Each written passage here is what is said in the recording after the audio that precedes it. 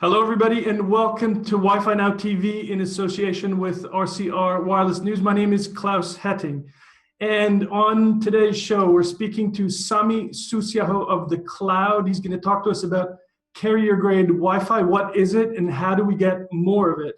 Also on the show, Sullivan from FSecure. We're going to discuss how public Wi-Fi is a blue ocean of opportunity for cyber criminals and what to do about that. Join us right after this message.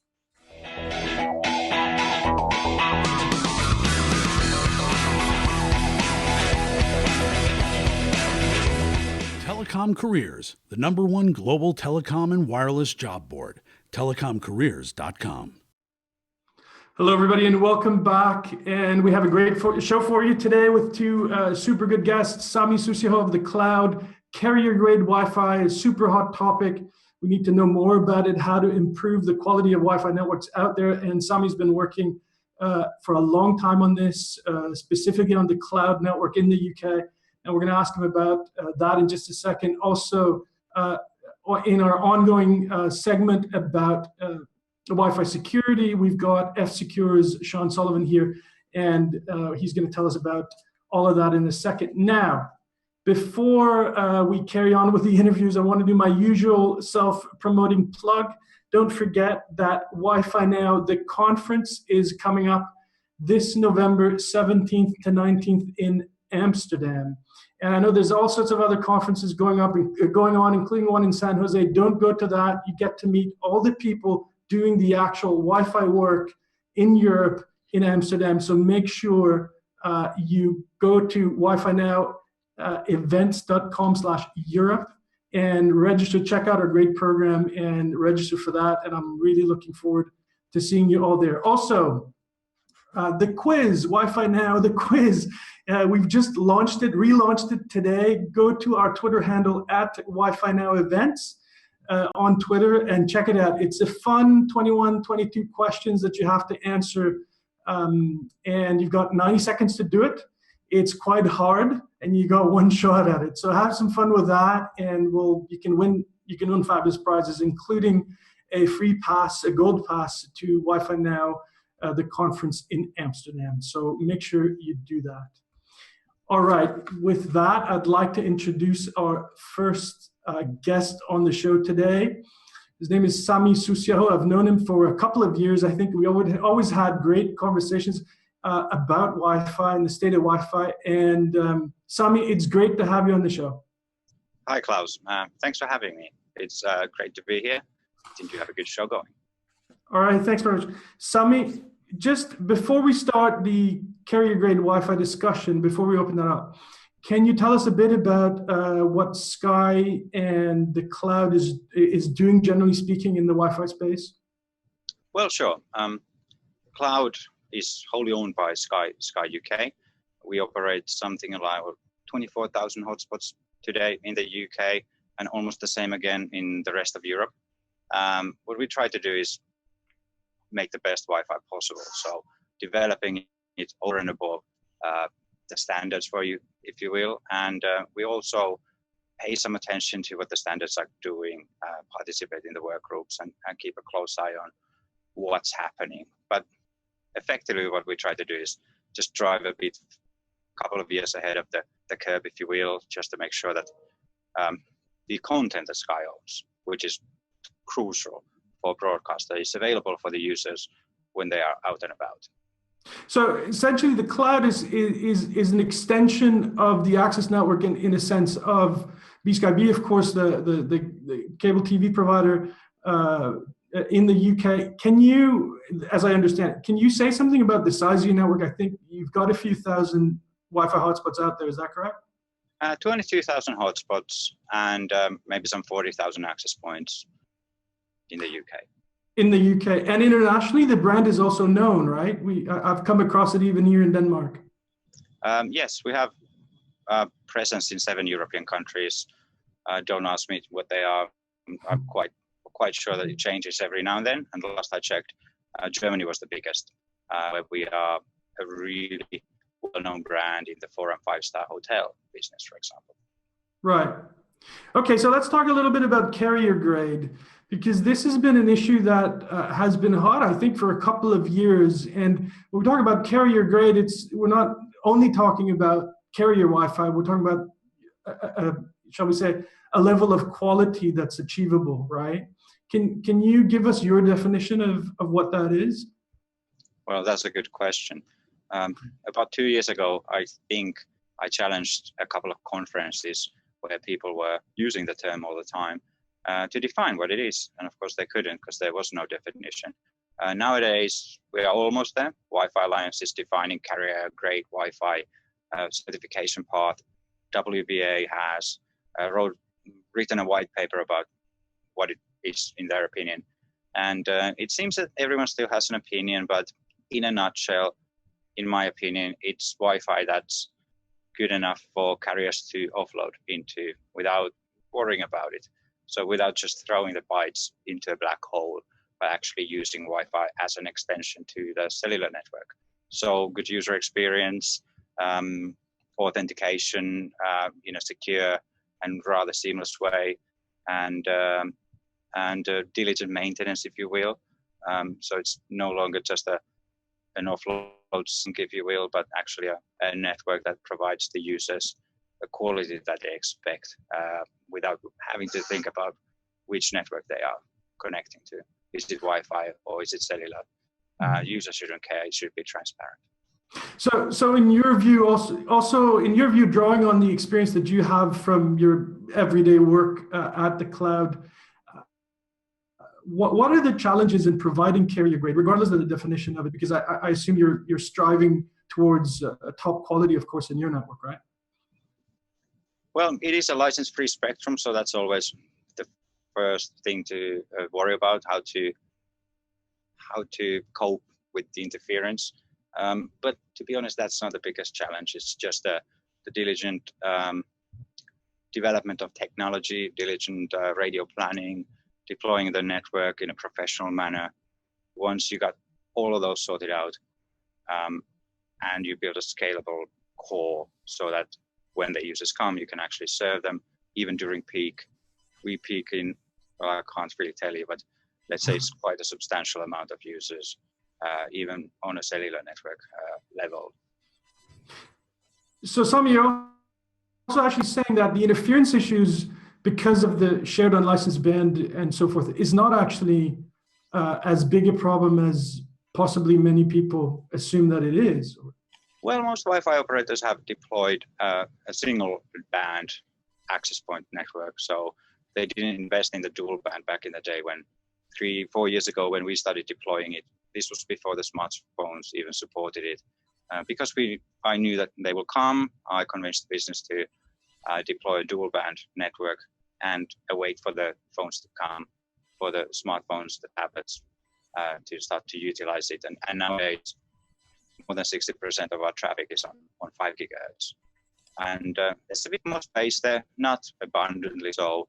You still have to worry about DFS and things like that, which makes 5 gigahertz much less abundant than people might think. However, there's still, at this moment, sufficient spectrum on the 5 gigahertz not to worry about it. The 2.4 gigahertz tends to be very, very congested, though, in popular hotspots. But as long as you can, I mean, Mobile World Congress last year had more than 80% of the data on the 5 gigahertz. So the heavy users can use 5 gigahertz. Right, absolutely. So what about maybe on referring back to your own operation, things like 802.11ac and Hotspot 2.0, are those technologies that you're using currently? Do you have a plan to upgrade? Well, Hotspot 2.0 is something we could support everywhere. All of our estate is capable of doing that. That's because we picked it up quite early. When the 802.11u came out of the press, we started worrying about it and making sure that what we do deploy can be software upgraded to support it. So as a result, Passpoint isn't really something that we'd have to do anything, just enable it. We don't want to until we have a really good mechanism to manage the user experience first, because it would end up in a disaster otherwise. AC, phase 1 is out. It doesn't really make that much of a difference in a hotspot environment. Phase 2, however, brings multi-user MIMO. So, but even that takes a while for the users to adopt it. And AC phase 2 is most useful when all of the devices support it. So as long as I have legacy devices on 5 gigahertz, which is N, I can't really use the full benefits of the multi-user MIMO. But AC phase 2 is certainly a welcome addition. The biggest thing about AC, of course, is the standardized beamforming. So the devices can actually beamform better with the network because they speak a common language. So I like AC. I do think the phase 1 is overhyped. Specifically for service provider environments, it won't make that much of a difference. Phase 2, however, is a different thing. We will embrace it next year when it comes available. Right. So, Sami, tell us a little bit about whether you think there are any technical pieces, if you like, missing in order to achieve the carrier grade standard. I'm also not just thinking about specific software service management stuff, but also, for example, deployment solutions, because I remember one presentation you showed, you had actually designed your own deployment solutions for light pole, street furniture, that sort of thing. What's missing in your view, if anything? Well, the biggest thing is admission control. Stand-based admission control would be great to have, so the network should be aware of what it can do when it runs out of capacity, and either tell the devices that, you know what, I'll give you a red light. It's a bad idea to join, but if you have nowhere else to go, by all means come here. And a red light, meaning that no, I'm at capacity, and if I was to take more users on, more devices on, that would affect the user experience of all of the connected users. And that mechanism is crucial for the wide adoption of, free, seamless authentication like Passport. And when are we likely to see something like that? Well, we have it. I think it might take a while before the industry gets it. We were trying to put it on Passport phase 3, didn't make it. Passport phase 4, maybe in a year or two. I think we'll have it. And in terms of the guidelines, I don't know if you're the right person to ask, but in terms of the carrier grade guidelines, you said that the Wi-Fi Alliance is working on some of that, the WBA. Do you think there will be an agreement where some organization will come out and actually issue a guideline? I know it's not going to be mandatory, but at least it would help the industry if there was such a thing. Well, it looks like at the moment it will be, all of the latest and greatest certifications, basically taking the Wi-Fi Alliance test track. And if you tick 90% of the boxes, that's carrier grade. It looks like that. And WBA came from a bit different perspective, putting some guidelines on deployments as well, and that being then carrier grade. I'm not really sure how one would certify, and they were mostly worried about the roaming. If you do a good enough roaming, then you're carrier grade. In my opinion, it would need to have admission control, airtime fairness, and RF planning should be done professionally. In that case, I would stamp it as carrier grade. Sami, I have to ask you about LTEU. I know it was not in the list of questions that I sent you, but there's so much talk about it that I feel compelled to ask you about it. Also because you said the magic word fairness, right? What's your position? Fairness, they don't live in the same sentence. Right. So what's your position on that? Well, LTEU is what I've referred to as the Wild West of LTE on license free. So UK doesn't have a problem with it because it's US, India, and China predominantly that can use it. It's not available in the European markets, if you will, because it lacks a coexistence mechanism. It might be one of the reasons. LAA is a step to the better direction, if you will, where coexistence mechanism is actually considered. And especially the coexistence mechanism that Wi-Fi uses. So exponential backoff, and listen before talk, exponential backoff is obviously crucial to function properly under license free without hogging the spectrum. But I still have my concerns if the developments will be, if the standard will have sufficient opportunities for the networks to coexist. And even so, if the standard did have some optional features, what if they don't become mandatory? So if there's an option to coexist, but you don't have to, you can always be aggressive if you want. And to be honest, LTE over Wi-Fi won't be any more efficient, or maybe 10% more efficient, which is irrelevant in this conversation, unless it's becoming less accommodating in terms of coexisting. Well, that's precisely the same conclusions I've come to, and I'm very happy that you reiterate them here, because especially with regards to the 10% efficiency. Yeah. Sami, I have one last question for you. In terms of the future for carrier Wi-Fi generally, for the offload story that I've been a proponent of for a long time, how do you see that, or are there more operators interested in getting a piece of your capacity? We offload some operators already, and more operators are knocking on the door. I think when the capacity starts to run out from the existing 4G networks, it becomes more and more important. Offloading is obviously something on every carrier's radar. The strategy guys are only thinking of when, not if. Right. Very good, Sami. Thanks so much for coming on the show. It's been a delight to have you. Super good insights, and we'll have to ask you to come back sometime. All right. Oh, thanks. Thank you very much. Thanks very much. Sami Susiaho of the Cloud BSkyB. So everybody, this is going to be a little bit more, shall we say, in the area of cybercrime, what's coming up here, because I've got with me Sean Sullivan of FSecure. Sean, welcome to the show. Thank you. Thank you for having me. Sean, for those of our viewers who are not familiar with FSecure, maybe you can just tell a little bit about that company that you're obviously working for, and also a little bit about what your role is for them. Yes. Well, FSecure is a security vendor. Traditionally, having started off with antivirus, these days doing lots of different types of internet security. We have operator partners, consumers that we sell to, corporate business teams. We have like lots of different business lines. We have among the resellers and operators more than 200 plus internet service providers that we provide security as a service through. So we have a very global reach, but not a lot of folks actually know our brand as such, compared to the, I think, 152 countries that routinely paying our back end. So we have lots of different software services, and these days we have also incidents response teams that investigate companies that have been hacked and do pen testing and vulnerability testing for those companies as well. Right. So tell us a little bit about public Wi-Fi security, or Wi-Fi security generally, because there's a number of horror stories out there, 7-year-old girls hacking through the routers and things like that. How bad is it out there?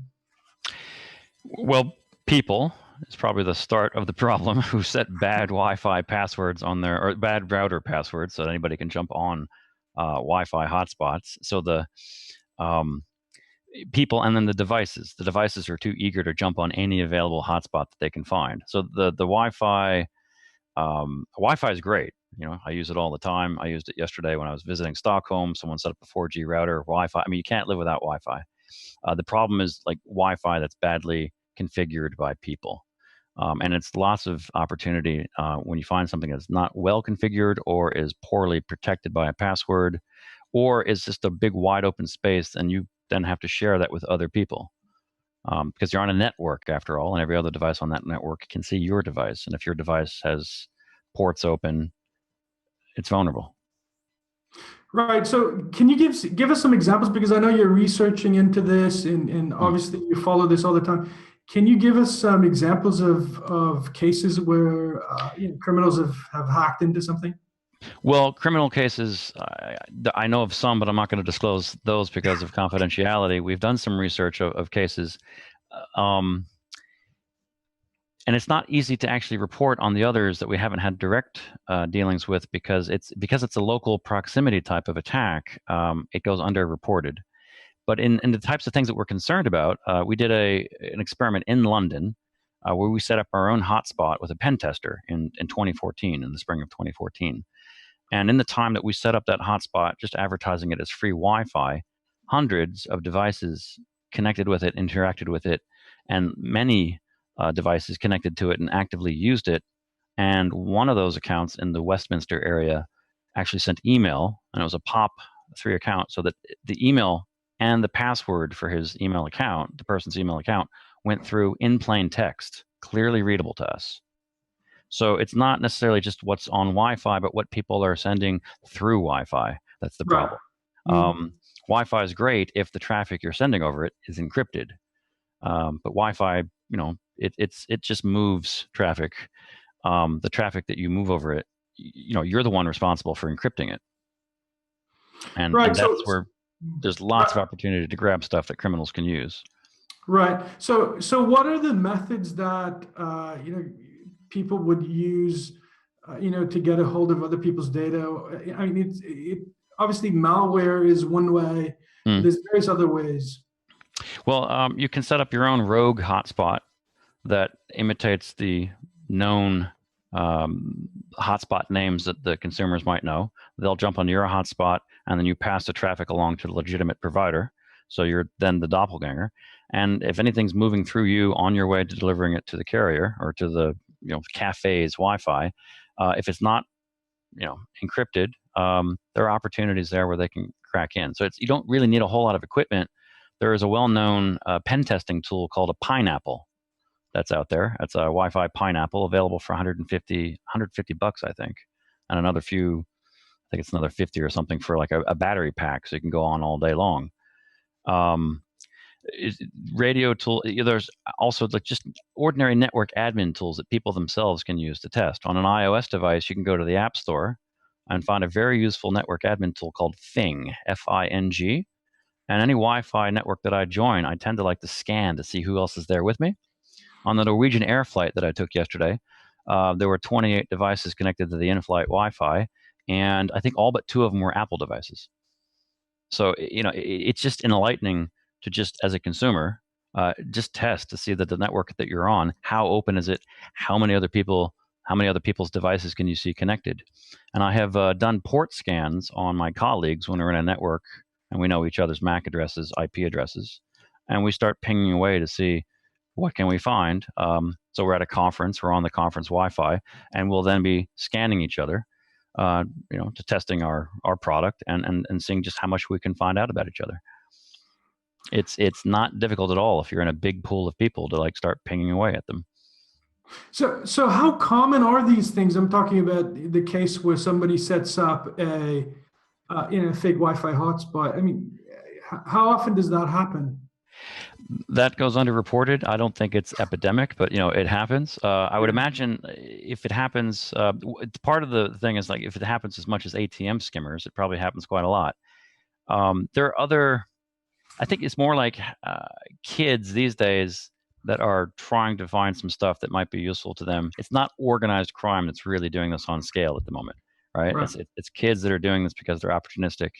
There is one big case where Wi-Fi was abused years ago in the TJ Maxx case, where the guy sat out in the parking lot of a large American retailer, and they caught the credit card traffic that was supposed to go from the cash registers to the back end of the office, and they were using Wi-Fi in the store to do that, and they weren't encrypting. So the guy sat out in the parking lot and just scooped up everything that was going over the Wi-Fi, caught up a bunch of credit cards of TJ Maxx customers.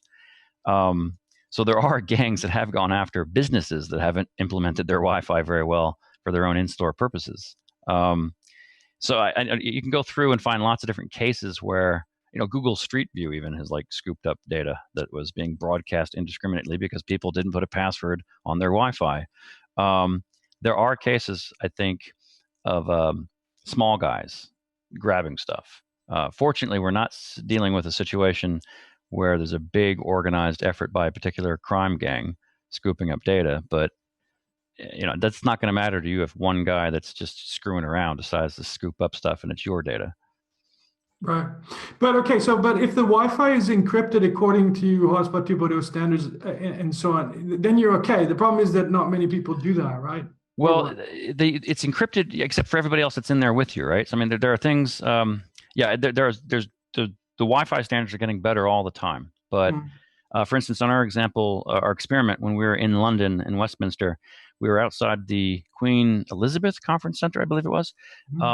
You could just set up Queen Elizabeth Conference 2 because people were coming out for cigarette breaks, and we had free Wi-Fi, but we could easily set up an additional Wi-Fi hotspot. And unfortunately, at a conference center, people all jump on the same hotspot. It's too much traffic, not enough bandwidth, and so they get frustrated. And if they see an alternative, I could easily set up a hotspot that I call an alternative name. Looks like it's official, but it's just like number 2. They'll jump on my hotspot. So they won't use the encrypted one like they ought to. You can easily like grab people and jump on something else just because the first one, doesn't have the wonderful bandwidth that like Sami's network might have.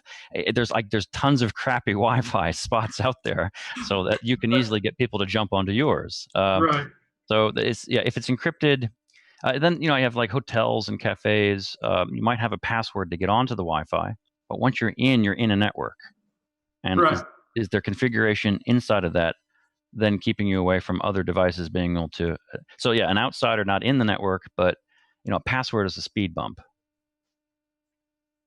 Yeah, exactly. So let's talk a little bit about the solutions that exist for protecting the general public who obviously wants to connect to Wi-Fi anytime and anywhere, right?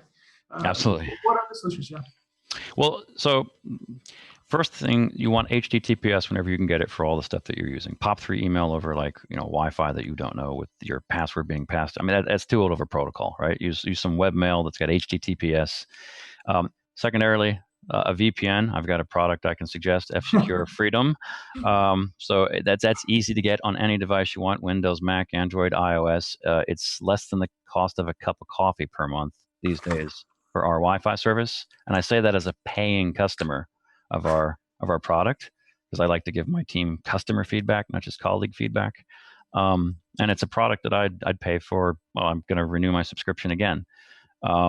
It's easy to, and I found myself in Florida, brand new iPad, Airbnb kind of rental. You save a lot of money. The place had Wi-Fi. I opened up my browser and I landed on the admin page for the Wi-Fi configuration. That seemed a bit shaky to me, so I immediately flipped on the Wi-Fi, the VPN from my laptop. Then I felt better, right? Because I want to encrypt everything. This is all too common an experience, I think. So the VPN is like a godsend. Plus, it connects you back to your home country when you're sitting in Key Largo, Florida. And I wanted to access, Finnish banking. So I want an access node that's in Finland anyway. So VPNs. So you also want to have up-to-date browsers that are handling the implementation of all this properly, and you want to make sure you've got good apps from folks that are concerned about implementing the latest encryption standards there as well. Apple's iOS 9, now they're encouraging all their app developers to use the right encryption protocol so that it's and implement it well. So that's a good thing as well. Right. Okay. So, but in this case, we're actually talking about an app, right? The product is an app. You need to download it to the phone, and then it's a service that you subscribe to. Is that how it works? Yep, that's how it works. Freedom downloads to the device. You just set up a subscription. For iOS that I pay for, it's like $29.99 a year. So as I said, less than a cup of coffee. You get, and besides providing an encrypted tunnel for your traffic to go through while you're on the Wi-Fi, we have browsing protection that will keep you away from any scam sites. And there are some that try to manipulate Android and iOS users by using JavaScript to try to trap the browser into a loop and throw people into technical support scams. If it's on Windows or Mac, it avoids malware sites. And then we also remove tracking from third-party tracking. So reduces actually some of the amount of content you're moving through the VPN, which makes it performance-wise just as good as if you weren't using a VPN. So it works. It's ours especially. So one button setup, one big button to turn it on. Your mom can do it. Right. So obviously the performance part is really important as well, because you don't want your stuff to slow down and that's But here's the $1 million, right? So here's the videos of primary importance, because here we are, videos eating the web, and ours is definitely geared towards high quality HD video streaming, no lags. Right, exactly. Here's the $1 million question, or maybe the $29 question. Will this fix all the Wi-Fi security problems that the regular person is ever likely to face, or is there stuff that it won't protect you against? You still have the difficulty if you've got to attach to the Wi-Fi network, right? And then it makes its handshake and starts talking, and iOS will start spilling a lot of connections to apple.com, and then it'll do a handshake to the VPN connection, right? So if I'm going to set up a rogue network and imitate a legitimate vendor, you'll jump on, and there's going to be some amount of opportunity there for something to leak out before the VPN kicks in, and then you're good. So if you're really, really concerned about security, so if you're, say, a human rights journalist or something, using a laptop, I've suggested, you would then need to boot up a browser in safe mode and make sure you don't have any background services running that want to make connections over the network until you're sure your VPN is established. So for people who are really concerned about security, somebody imitating a hotspot out there is still kind of an issue. We still have a few things to worry about. Once you know that you're established, you're good to go. But our devices, unfortunately, me as a security guy, I turn off push notifications. I don't like things running in the background because I like a better battery life. So my device connecting to a network really doesn't have a whole lot to say. The average individual, however, as soon as their device connects to Wi-Fi, it starts spilling its guts. And I wish I could improve that as well with our product, but I mean, I can only once we get established, then they're good. So there is advice still to be given about properly configuring devices and helping consumers configure their devices so the device isn't so eager to spill their secrets. Sean Sullivan, thank you so much for coming on the show. Super good insights there and very good advice. And by the way, I should say, FSecure is speaking at Wi-Fi Now in Amsterdam this November. And we're also, in fact, going to do a live Wi-Fi hack on stage on November 17th, just to show everybody how that can be done. That'll be a lot of fun. So make sure you don't miss that. Thank you, Sean. Thank you. All right, everybody, that was it for today's show. I hope you enjoyed it. And all there is left for me to say is to tell you that we've got a show again next week, same time, same place, with guests Juan Carlos Zuniga of InterDigital. He's going to talk about Wi-Fi security using MAC address privacy. That's a suggested change to the IEEE standards. He's going to talk to us about that. And Amir Rajwani of Spectrum Max will be here as well. Spectrum Max is a Texas-based company, has a new approach to Wi-Fi calling and other carrier-grade services over Wi-Fi. So don't miss that. Great to have you with us, all of you viewers out there, as usual. Join us again next week, same place, same time. Thanks very much.